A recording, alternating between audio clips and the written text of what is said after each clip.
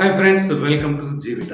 అనిల్ అంబానీ గారి కుమారుడైన అనంత్ అంబానీకి సంబంధించిన ఫ్రీ వెడ్డింగ్ ఈవెంట్కి సంబంధించిన కార్యక్రమాలపైన దేశవ్యాప్తంగా ఉన్న మీడియా ముందస్తు పెళ్లి వేడుకల కార్యక్రమాన్ని అందులో ప్రత్యేకతలను ప్రచారం చేస్తుంది.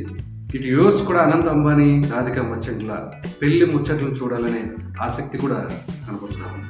అయితే ఆ పెళ్లి వేడుకల సందర్భంగా అనంత్ అంబానీ అక్కడికి వచ్చిన అతిథుల్ని ఉద్దేశించి మాట్లాడినప్పుడు తండ్రి అనిల్ అంబానీ ఎంతో భావోద్వేగానికి గురయ్యారు.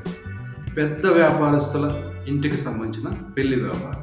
ఎవరైనా అనంత్ అంబానీ రాధికా మర్చెంట్ యొక్క జంటను చూసినప్పుడు ఇంతటి లావుపాటి అబ్బాయిని అంత సన్నగా ఉన్నటువంటి రాధికా మర్చెంట్ ఎలా చేసుకుంది అనేది కొంతమంది కామన్గా అనుకుంటారు. కొంతమంది పాజిటివ్గా కూడా ఇద్దరు ఒకటవడానికి శరీర ఆకారాలు కాదు, మనసు వాళ్ళు అర్థం చేసుకునే తీరు ఉంటే సరిపోతుంది, అలాగే ఈ జంట కూడా ఒకటవుతున్నారేమో అని పాజిటివ్గా కూడా అంటారు. ఇక్కడ నేను అనంత్ అంబానీ గారి గురించి, వారి యొక్క బాడీ యొక్క తీరు ఆకృతి గురించి చెప్పదలుచుకోలేదు.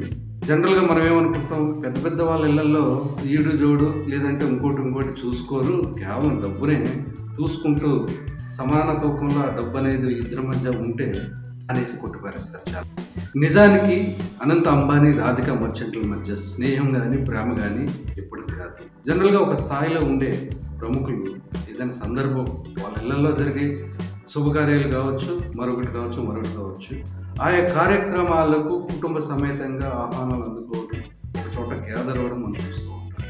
ఇలా ఆయా ఫంక్షన్లో కలుసుకుంటూ ఉండే అనంత్ అంబానీ రాధికా మర్చెంట్లు ఇద్దరు కూడా ఆ స్నేహం కంటిన్యూ అవుతూ వచ్చింది. అనంత్ అంబానీ ఉన్నత చదువుల కోసం అమెరికాలో బ్రౌన్ యూనివర్సిటీలో చదువుకునే సందర్భంలో అదే సమయంలో రాధికా మర్చెంట్ కూడా పై చదువులకు వెళ్ళడం, ఆరోగ్య సమస్యలతో బాధపడే సమయంలో ముఖ్యంగా ఊబకాయం అని ఉన్నప్పటి నుంచి కూడా అనంత్ అంబానీకి ఒక మైనస్ మార్క్గా ఫీల్ అవుతున్న సందర్భంలో ఆ ఊబకాయం కారణంగా ఊబకాయాన్ని తగ్గించుకునే ప్రయత్నంలో అనారోగ్యానికి గురైన సందర్భంలో వెన్నంటి ఉండి రాధికా మర్చెంట్ అన్ని తానే చూసుకుంది.